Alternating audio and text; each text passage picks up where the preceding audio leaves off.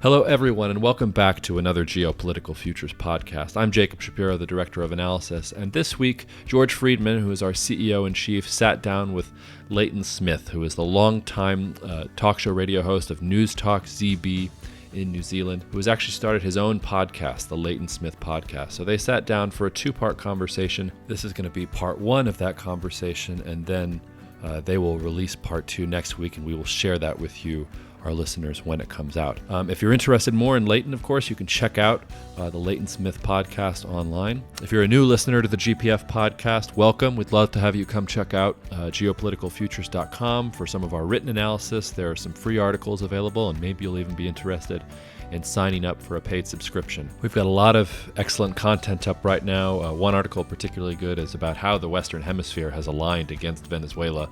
And then George, earlier this week, wrote a great retrospective on 40 years since the Iranian Revolution. So I hope you enjoy this podcast. Please check us out online, and we'll see you out there.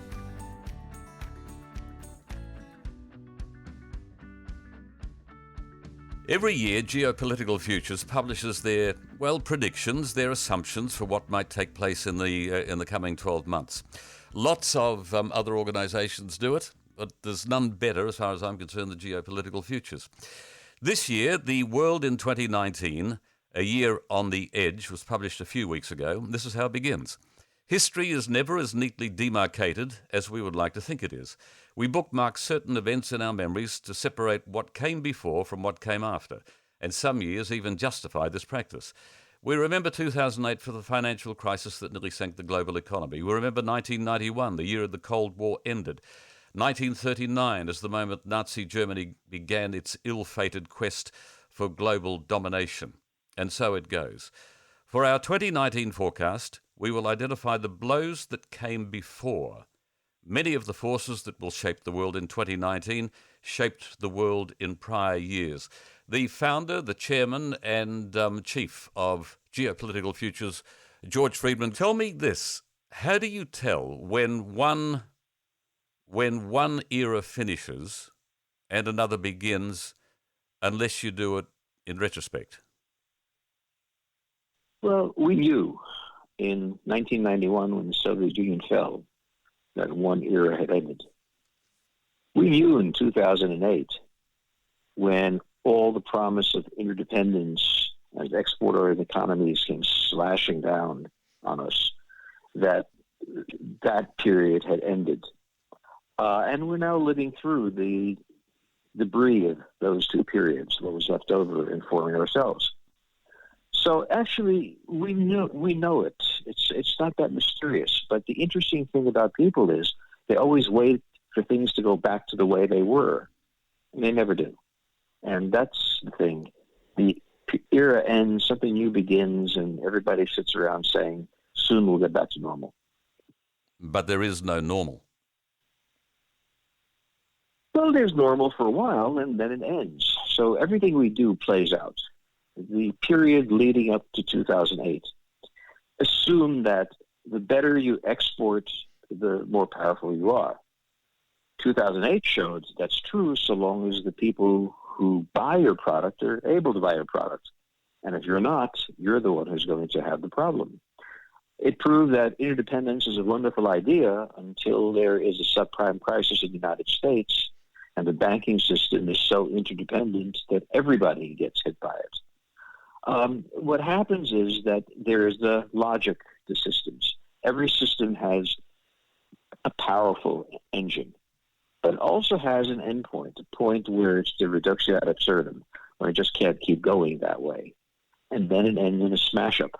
And you know it's a smash-up because you see the parts all over the place. What would you pick, what would you suggest might be the most threatening event, possible event on the horizon, call it what you want, that could cause the next smash-up? Well, I mean, the dangerous thing is in Eurasia. China is in a massive financial and political crisis. Russia is facing a world in which oil prices can't sustain its economy. And the European Union is coming apart. The other day, the French recalled their ambassador to Italy, and they're fighting. So, I mean, the biggest thing that can come apart is that we see three systems, the Russian, the European, and the Chinese, all under intense pressure, all without a clear solution to the problem. And as they come apart and they're interlocked, that's our biggest danger, which is that Eurasia, Europe and Asia taken together, are unable to sustain their position in the international economy, international military structure, and a vacuum is created. Would I be wrong if I suggested to you that the situation you just described with China is, well, not well recognized in, shall we say, the mainstream media? Would I be right? Oh, I think you're absolutely right. But remember, the mainstream media was talking about the Japanese economic miracle in 1995, long after it ended. There is a tendency to believe that the problems that countries have are merely technical problems that they'll shortly adjust. And the media is not very good at distinguishing between technical problems and systemic problems. The systemic problem of China is that it has a massive export-oriented economy. It's way too large for domestic consumption, and its high rate of employment depends on it, and that it's no longer competitive. There are many countries like Vietnam, like Colombia, like Chile, that produce what China used to produce at much lower prices. So that's their first blow. The second blow is that the economy globally is weak and their appetite for Chinese goods is limited. And in this process, a massive, as with Japan, a massive debt crisis exists because the government cannot allow businesses to go out of business because they're terrified of unemployment and social instability. And so money is lent to businesses that have no business staying in business, and you wind up with China in a paralyzing internal economy. And this, by the way, is why China now has a dictator, Xi. Healthy countries doing well don't need a dictator. Central committees don't elect them. They elected Xi because they were frightened. And the money pouring out of China to buy apartments in places or farms in Zimbabwe, I mean, if China's doing well, you should invest in China. But there's money flowing out in every direction because the insiders, the Chinese, understand just how weak the Chinese system is.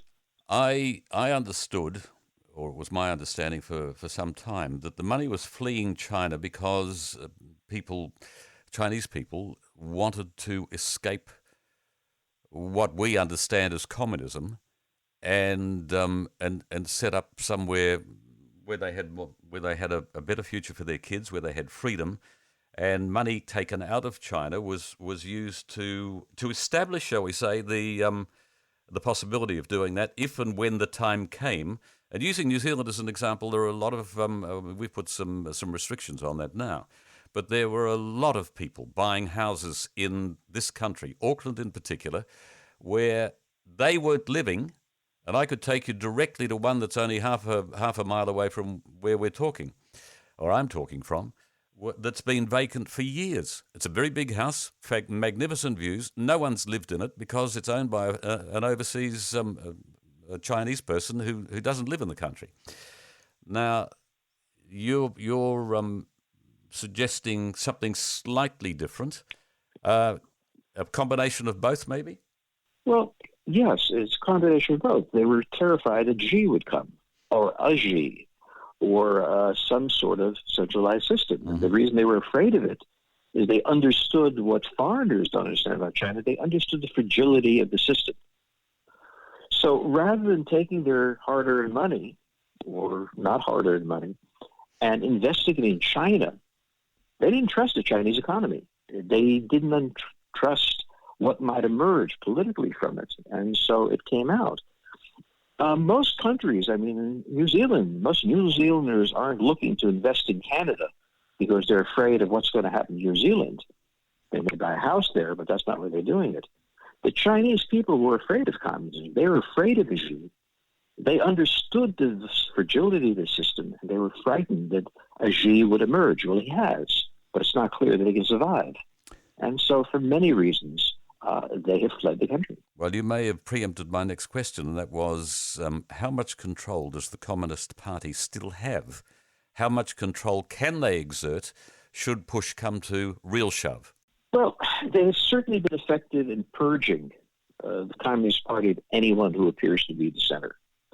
They have cracked down intensely on the internet and the ability to communicate. They've arrested some people on that. So in other words, this is a government that's frightened. You don't act this way if you're not frightened. And the question is, can they hold on? Well, the basic problem is this. There are many Chinas, but two in particular. There's the coastal China that has more connection to the United States than to the interior. They're the ones who produce for the American markets, who buy from the American market, and really is connected to the West. Then there's the other one that still lives in incredible poverty in the interior. They are making demands for transfer of money from the coastal region. The coastal region, not unexpectedly, is not interested in making that transfer. Xi is rushing around trying to hold together a coalition of all these people in one thing, but there's a deep contradiction in China. And there are many people who are now reporting that there is opposition to Xi in the Central Committee, among other reasons because Xi committed the one mistake that's unforgivable. He failed to manage the United States. Foreign policy of China has consisted essentially of making certain that the American market remains open to the Americans, to the Chinese. And this has been critical. This is fundamental. China can't really flourish or even survive without that. Well, Donald Trump was elected. Xi came to his place in Florida, and they got together. Xi went back and said, well, I've got him under control, as we've had Obama and others. And he suddenly discovered the United States was anything but under control. And so the primary function of the president of China, is to manage the Americans. And he failed. And there's a lot of criticism and happiness about him. And of course, there are many arrests and so on and so forth. But this is a political crisis in the process of playing out. If China were to, if the Central Committee, if the government were to lose control in China, so that we had a French-type situation, as they're experiencing at the moment, what would be the outcome of that, do you think? How would China behave? Where would it go? Could it, shall we say, break up? I was going to say disintegrate, but it'll never do that. Well, we have to remember that it did disintegrate between 1850, call it, and 1947, 48, when Mao Zedong took over. China was a country of fragments, of warlords, of different factions, and it had an ongoing civil war, basically, for those 100 years. Mao came in. He shut down access to China. He centralized it. He imposed control. It stopped. Deng Xiaoping said, well, I think we can have the best of both worlds. We can have trade with the rest of the world, prevent the East Coast from falling into bad habits with the Americans or whoever it is, maintain growth in the central region, and he promised all sorts of good things, and it worked for a very long time, and then it stopped working. So the model of China, going way back, shifts between regionalism and centralization. We are now approaching a period in which that centralization is tested. If it doesn't succeed, you will see regionalism reemerge as it did for 100 years after 1850s. So this is the crucial thing to understand. The China we are used to is one model which China has. It moves between regionalism and centralization. And right now, the forces of centralization still hold on to China, but are unable to solve the underlying problems inside of China. So what you would get would be the older model reemerging of regional conflict. So you can't assume that the way it was is the way it will be because that's almost never the case. But I always go back when I talk to Australians and New Zealanders. I wanted to all remember their fantasy about Japan, how Japan was going to drive the global economy, overcome the United States, all of these things. You have to be a bit older, but you can remember this from 1989, 1990, 91. And then as banks collapsed. It's interesting to me that Australians and New Zealanders who are so close to these countries fail to see the weakness that emerges. I guess that's because they're doing so much business with them that they don't want to see the weakness. But Australia and New Zealand survived the collapse of the Japanese economy. And we're seeing the second act of what I call the Confucian tap dance. The problem that undermines Japan hits China, which is they do not have an equity-driven economy, but a debt-driven economy. That is, they go to the bank to get monies. Investors want return on investment. Bankers just want to be paid back. So they slash prices to get the money to pay them back. And eventually it doesn't work. You can't slash any longer. And we saw that happen in Japan, and we're seeing it happening here because the discipline of an equity market is lacking. And what you have is the banks doing all the funding of companies, and they look for different things. So under the best of circumstances, all economies have crises.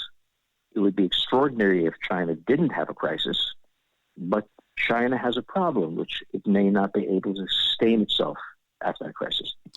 There is another aspect, and it does concern us in this country, and that is the expansion of China in the South China Sea, the expansion of China and its influence, bought and paid for, in various countries, including Fiji and other Pacific countries, and what that might mean for us in the long term, for trade. The Straits of Malacca is a geographical location that you have referred to for a long time. By the way, I've got to throw in here that it was earlier this century, and that sounds a long time ago, but it wasn't. It was earlier this century that you were addressing a fairly large gathering of business folk here in Auckland, and you suggested that one day New Zealand would have to make a decision between China and the US.